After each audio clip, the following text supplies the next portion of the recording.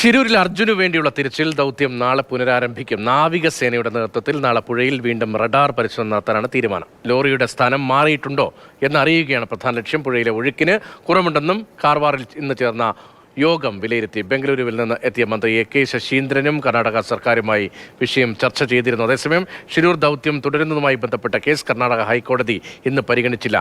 K B Sreedharan ചെയ്യുന്നുണ്ട്. ശ്രീധരൻ, വളരെ പ്രധാനപ്പെട്ട ഒരു തീരുമാനമാണല്ലോ യോഗത്തിൽ നിന്ന് ഉണ്ടാകുന്നത്. കാലാവസ്ഥ അല്പം അനുകൂലം. നാളെ തിരച്ചിൽ ദൗത്യം പുനരാരംഭിക്കാനുള്ള തീരുമാനം, ഇതടക്കം എന്തൊക്കെ കാര്യങ്ങൾ ചർച്ചയ്ക്ക് വന്നു, മറ്റു തീരുമാനങ്ങൾ? പക്ഷെ ഏറ്റവും പ്രധാനപ്പെട്ട കാര്യം നാളെ തിരച്ചിൽ പുനരാരംഭിക്കുന്നു എന്ന് തന്നെയാണ്. നാളെ നേവിയുടെ സോണാർ പരിശോധന പുഴയിൽ, ഗംഗാവലി പുഴയിൽ നടത്തും. ഒഴുക്കിന് കുറവുണ്ടായിട്ടുണ്ട് എന്നുള്ളതാണ് ഇന്ന് നേവി നടത്തിയ പരിശോധനയിൽ മനസ്സിലായിട്ടുള്ളത്. അതുകൊണ്ട് തന്നെ നാളെ സോണാർ പരിശോധന നടത്തി ലോറി എവിടെയാണുള്ളത്, ലോറിയുടെ സ്ഥാനം കൃത്യമായിട്ടൊന്ന് മാർക്ക് ചെയ്യുക എന്നുള്ളതാണ് ഏറ്റവും പ്രധാനപ്പെട്ട കാര്യം. ആ നടപടികൾ നാളെ ആരംഭിക്കും. അതിനുശേഷമായിരിക്കും താഴേക്ക്, അതായത് പുഴയുടെ അടിത്തട്ടിലേക്ക് പോയി ലോറിയുടെ ഉള്ളിൽ പോയുള്ള പരിശോധനകളൊക്കെ നടക്കുക. ഏതായാലും കാലാവസ്ഥ ഇപ്പോൾ അനുകൂലമായിട്ടുള്ള ഒരു സ്ഥിതി തന്നെയാണ് ഷിരൂരിലുള്ളത്. അതുപോലെ തന്നെ പുഴയിലെ ഒഴുക്കിനും കാര്യമായിട്ടുള്ള കുറവ് ഉണ്ടായിട്ടുണ്ട്. കഴിഞ്ഞ 5 ദിവസമായി മഴ മാറി നിൽക്കുന്നു. ഇതെല്ലാം തന്നെ തിരച്ചിലിന് അനുകൂല സാഹചര്യം ഉണ്ടാക്കുന്നുണ്ട്.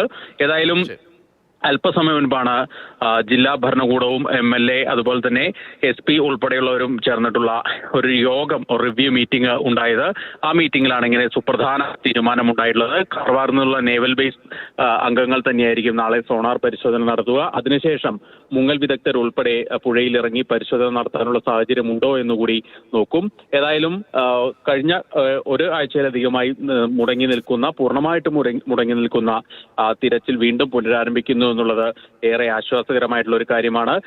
കർണാടക ഹൈക്കോടതി കഴിഞ്ഞ ദിവസം തിരച്ചിൽ പുനരാരംഭിക്കണം എന്നുള്ള ഒരാവശ്യം ഉന്നയിച്ചിരുന്നു. അതുപോലെ തന്നെ കേരളത്തിന്റെ ഭാഗത്ത് നിന്ന് പലതവണ ഈ കുടുംബത്തിന്റെ ആശങ്കയൊക്കെ കർണാടക സർക്കാരിനെ അറിയിച്ചിരുന്നു. ഇതിന്റെയൊക്കെ ഫലമായിട്ടത് കൂടി തന്നെയാണ് ഇപ്പോൾ തിരച്ചിൽ വീണ്ടും പുനരാരംഭിക്കാനുള്ള തീരുമാനം ഉണ്ടായിരിക്കുന്നത്.